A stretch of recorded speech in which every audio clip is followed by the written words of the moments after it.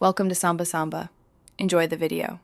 You start by making sure your iPhone or iPad is connected to the new Wi-Fi and logged into the same Apple ID you use for HomeKit.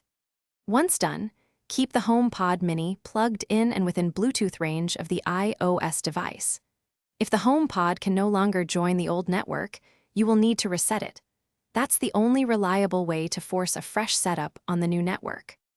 You reset the HomePod Mini by unplugging and plugging it back in, then touch and hold the top until the spinning white light turns red and you hear 3 beeps.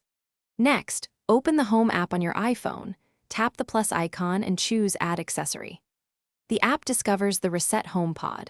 Follow the on-screen prompts to transfer your location, Siri settings, and join the device to the current Wi-Fi automatically as once the Home app finishes setup, test Siri, AirPlay, and speakers to confirm the HomePod Mini is on the new network.